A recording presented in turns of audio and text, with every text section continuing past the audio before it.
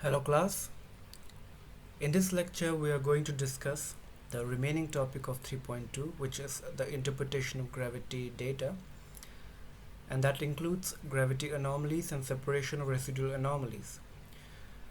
If you haven't watched the last lecture, which was based on the reduction of gravity data to the reference ellipsoid, I would encourage you to please go and watch that video, because whatever we are going to cover in this lecture would be based on the concepts that we built in the last lecture. So please go and watch that video and then come back and watch this video on gravity anomalies and separation of residual anomalies. So let's start with gravity anomalies. Now in the last lecture we have discussed that how we can correct the measured value of gravity for the effects of elevation, for the effects of topography, as well as for the layer of mass which is present between the reference ellipsoid and the station, so that we can compare the measured value of gravity with the theoretical value at the reference ellipsoid.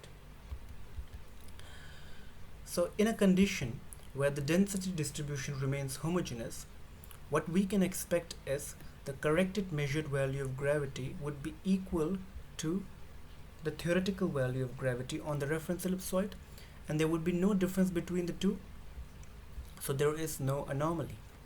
But the density distribution is not homogeneous, and the difference between the corrected measured gravity and the theoretical value of gravity, which is given by the normal gravity formula, which is also has been discussed in the last lecture. This difference is called the gravity anomaly. So we're going to study two gravity anomalies. One is the Bouger anomaly and the other is the free air anomaly. This is the expression of the Bouger anomaly and the free air anomaly. Now if our station lies above the sea level, on the measured value of gravity we correct for the effects of elevation, that is free air correction, which is positive, the Bouger plate correction, which is negative, and the terrain correction, which is always positive. So the term in the block are the corrections that we are doing on the measured value of gravity, and then the theoretical value of gravity Gn is subtracted from the corrected measured value of gravity so as to calculate the Bouger anomaly. In the free air anomaly, we do not consider the effect of the layer of mass present between the reference ellipsoid and the station, that is your Bouger plate. So it is not here present in this box. So in case of free air anomaly, we do not consider or we do not correct for the effect of the Bouger plate. So the difference between Bouger anomaly and free air anomaly arises because of this Bouger plate correction. So if we have to summarize, what we have done till now is we have corrected the measured value of gravity for the effects of elevation, topography, and the Bouger plate. So what we are doing is we are bringing the station on the reference ellipsoid on the sea level so that we can compare the theoretical value of gravity with the corrected measured value of gravity. And if the density is homogeneous, there is no difference, there is no anomaly. But if the density is not homogeneous, that is inhomogeneous, so there occur some difference between the corrected measured value of gravity even after correction and the theoretical gravity, which is called the gravity anomaly. Now let's see how Bouger and free air anomalies differ over a same structure. So we have a mountain here, see. Now in the calculation of Bouger anomaly, we not only consider the effect of elevation, see in the previous, we not only consider for the effect of elevation by doing the free air correction, but also the land mass which is present between the reference ellipsoid and this station, that is GBP. Okay, so here it is represented by the green color, that is your Bouger plate correction. So in Bouger anomaly, in calculation of Bouger anomaly, we correct for the effects of elevation, we correct for the effects of this green landmass between the sea level and the station on the mountain. So if there are no lateral changes in density, This Bouger anomaly after this Bouger anomaly after sorry this Bouger anomaly after calculation would come out to be 0 because there is no lateral changes of gravity. So over the mountain we expect the Bouger anomaly to be 0. Okay. But when we calculate the free air anomaly, what we do is we do not correct for the effect of the landmass between the ellipsoid and the station. Okay.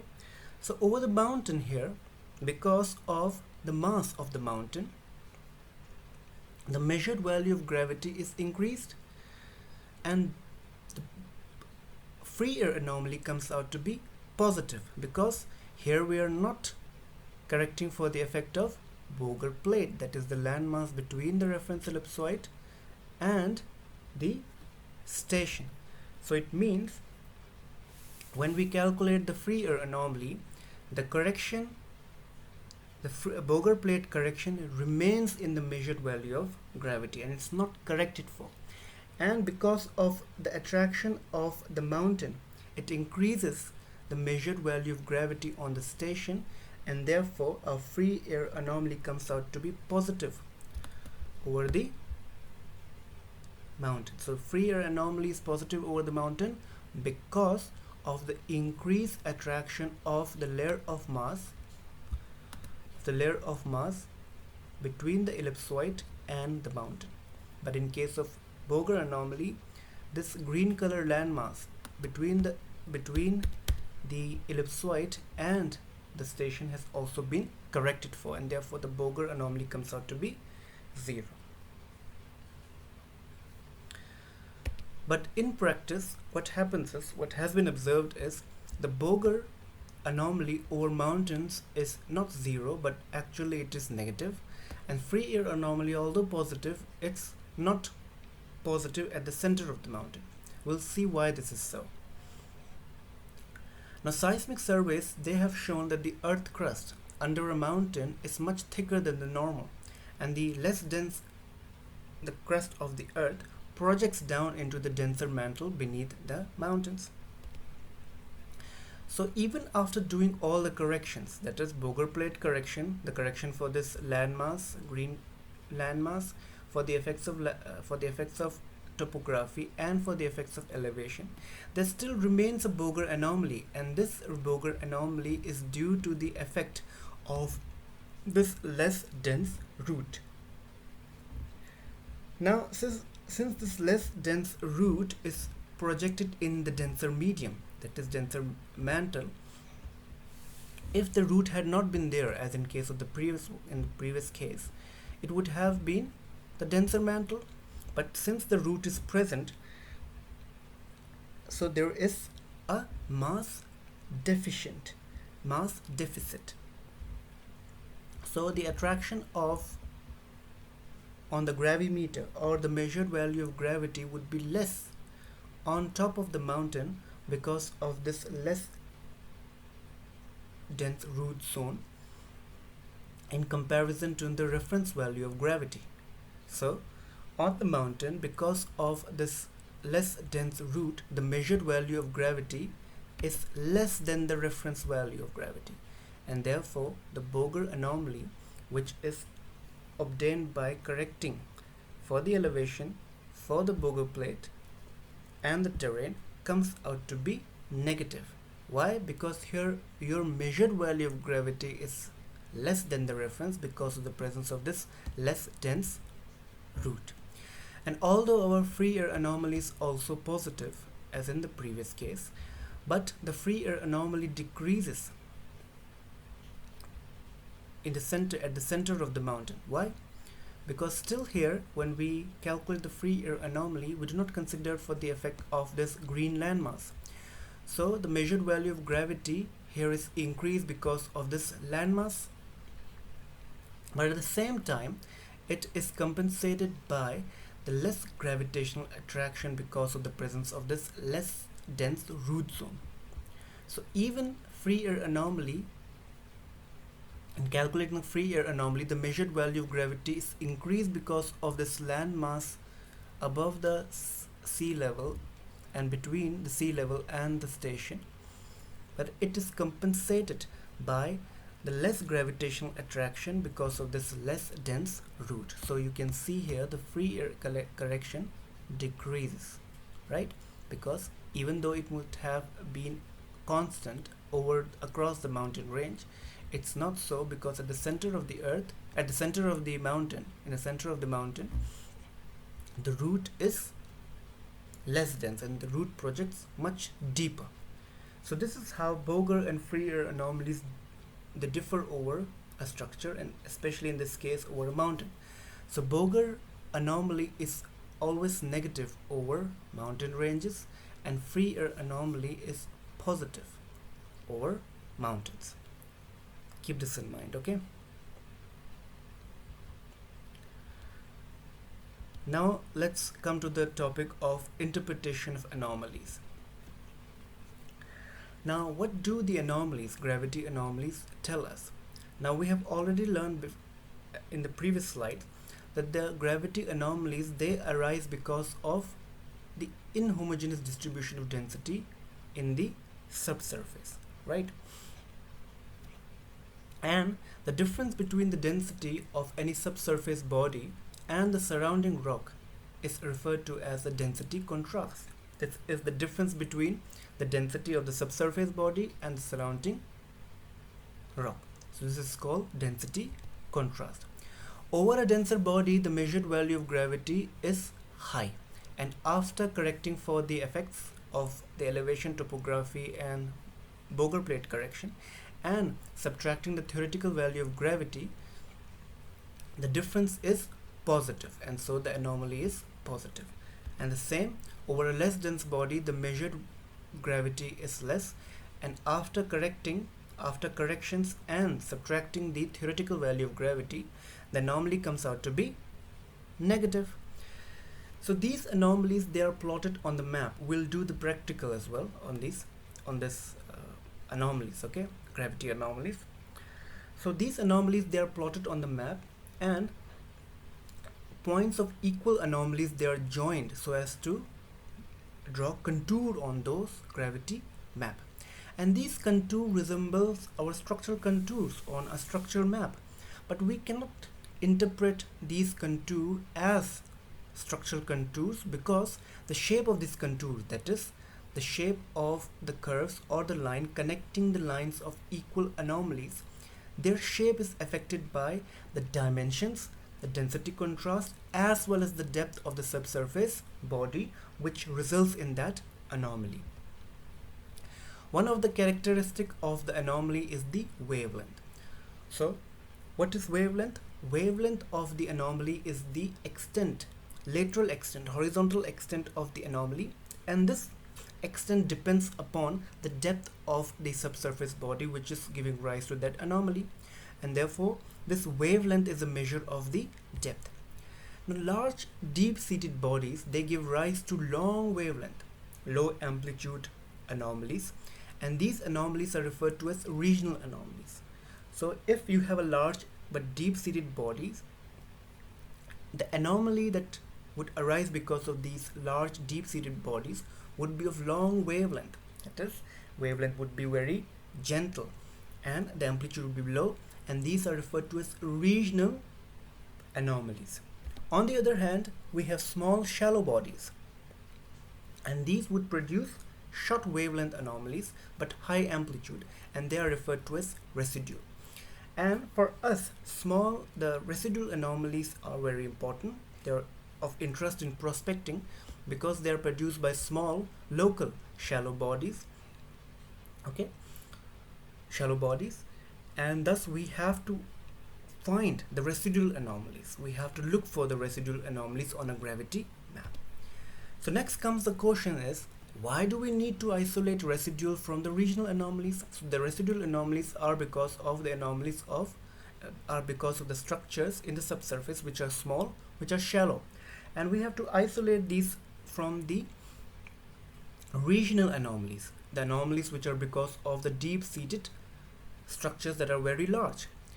Now, deep-seated structures, they result in regional anomalies, right, which are of considerable lateral extent, and they produce variations in the gravity on the surface and produce gradients that obscure or mask the gravity anomalies which are produced by the shallow bodies. So what they do, the regional anomalies, they completely obscure the gravity anomalies which are produced by the shallow bodies, and these shallow bodies are our interest in prospecting. These regional anomalies therefore are produced by very large structural features, for example mountain ranges, cratonic basement, and oceanic ridges in subduction zone. But residual anomalies, these are the zones of mineralization, salt domes on buried ridges that would hold a potential reservoir for hydrocarbons. So we have to separate our residual anomalies from the regional anomalies, and here you can understand this through the analogy of bulb and sunlight. So if in a room you have a bulb which is on, and but also this room has large windows, so the sunlight is coming, so the sun is shining bright, and also the bulb is on. So when the sun is shining bright, you cannot separate the light of the sun and that of the light which is produced by the bulb. So in this case, the sunlight is your anomaly, regional anomaly, and the bulb is the anomaly which is produced by any shallow body. So in order to separate, in order to look for the light of the bulb, what you have to do, you have to block the sunlight from entering into the room. You will either apply curtains, or what would you do? You would either apply curtains, or you would cover the window so the sunlight do not enter. Similarly, what we have to do, we have to remove the regional anomalies so that residuals are revealed, and these residuals reflect the structural feature which is present in the subsurface, and the residuals, they are of interest in prospecting, okay, because these residual anomalies, they are produced by zones of mineralization, salt domes, or buried ridges. So how do we separate, or how do we isolate these residuals from the regional anomalies? So there are two methods that we will discuss. The first one is the graphical method. So on the right hand side is a gravity anomaly map. So this 2.4, 2.2, these are the lines of equal anomaly. It could be Bouger anomaly, it could be free air anomaly, anything, but these lines are lines of equal anomaly. And you can see between across these structure, these are undisturbed, and in the center they are somewhat disturbed. So what we do, the contours of undisturbed, see undisturbed here, undisturbed or gently curving anomalies, equal Bouger anomalies, they are joined across. So these are joined across, which is represented by the dotted stippled line here. See, they are joined across, and these would represent the regional gravity field if there is no local abnormality. So what we are doing is we are connecting, or we are joining the gently or undisturbed Bouger anomalies across the sharply curved anomalies, and this would represent the regional trend of the anomaly if their local abnormality would not have been there. But you can see here these contours that we have drawn, that is stippled line, these intersect the anomalies, these intersect the other anomalies at places, okay, right? And where the contours intersect, where the two contours intersect, where the stippled line intersect with the solid line, right? So what we do here is we subtract the regional from the Bouger anomaly at that point, and what we obtain is a value, and these values are then again contoured themselves so as to reveal the residual anomaly. So let's see, for example, let's consider this 1.8, 1.8, 1.8, and this is 1.7, and this is 1.6, okay, yeah. So see, this 1.8 has been joined from here in the stippled line up to here, and this represents the regional gravity anomaly. But this 1.8, if you look here, it intersects this one here, which is 1.7. Here this 1.8 intersects the regional trend, intersects the anomaly 1.7 anomaly, the contour of 1.7. So we are going to subtract 1.8 from 1.7, so this comes out to be 0.1. Similarly, here the 1.6 intersects with the C. 1.6 here intersects with the 1.4, and so the value is, the difference is 0.2. So once we have obtained these values, the differences, these are themselves contour. So this line represents the line joining the residual anomaly of 0.1, and this represents 0. minus 0.2. So this represents the residual anomaly. The regional gravity anomaly is subtracted from the Bouger gravity anomaly, and what we obtain is the residue, and this give rise to the residual gravity anomaly. But the other method is in profile or in cross-section method. So if we have considered this AB, if we draw a profile across the AB, so this is your profile across the AB. Here the regional trend is obtained by the best fitting line which connects the starting and the end points of the cross section. So this is the visually fitted regional anomaly. This is the best fitting line that represents the regional anomaly. So what we do, this regional gravity value is subtracted from the observed gravity value at each point,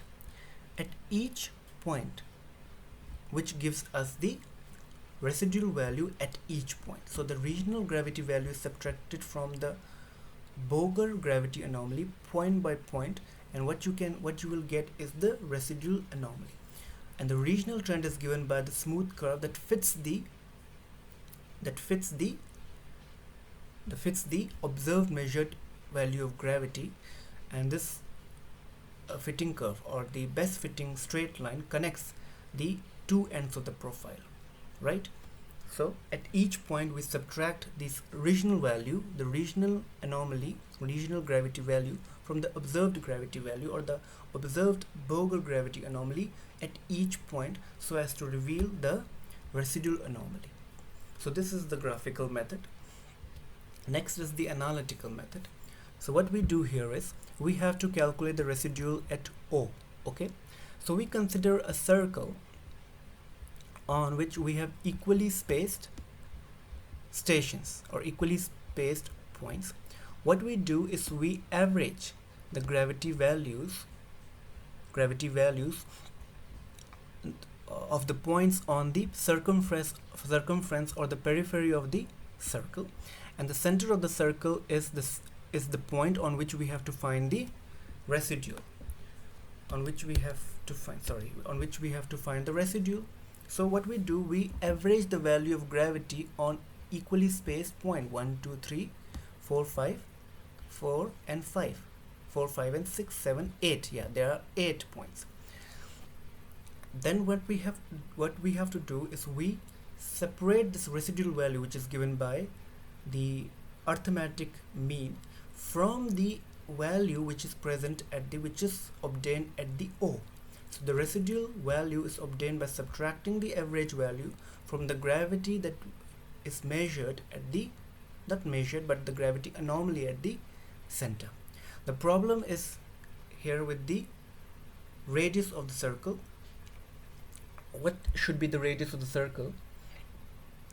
Now this radius has to be chosen in such a way the circle lies outside the anomaly. That means it completely encloses the anomaly, but it should not be so large that it incorporates other irregularities from the other sources. Okay, so if you look at this diagram, at the bottom of this you have residual anomaly at O is given by the residual anomaly at O minus the average G1, G2, G3, G4, G5, G6, G7, G8 divided by 8. So this is the average. So this is the analytical method. What we do is we average the gravity values along the periphery or the circumference of a circle or a polygon, and the center of the circle lies on the point where we have to calculate our residue. We subtract this regional average value from the gravity value at the center, and we have to be very careful in choosing the radius of the circle. It should not be too large so as it incorporates irregularities from other sources, but it should not be too small so that it completely ignores or not fully encloses the gravity anomaly. So this was your lecture on gravity anomalies as well as your separation residual anomalies. So this is your what we call as the interpretation. So where it is, see, so this is the interpretation of gravity anomalies. So it's the sign of the gravity anomaly, whether it is positive or negative, would indicate what kind of density has the subsurface body has. So if the anomaly is positive, it means the density contrast is positive. So it means you have a body which is denser than the surrounding rocks. But in case of negative anomaly, you have a body which is less dense than the surrounding rocks. Okay. So we have completed 3.2 as well and 3.1 as well. I will also provide you this PDF of this PowerPoint presentation, so don't worry. And please consult the book Dobrin and William Lowry for these two topics. Okay, so thank you. We'll meet you in the next lecture. Bye.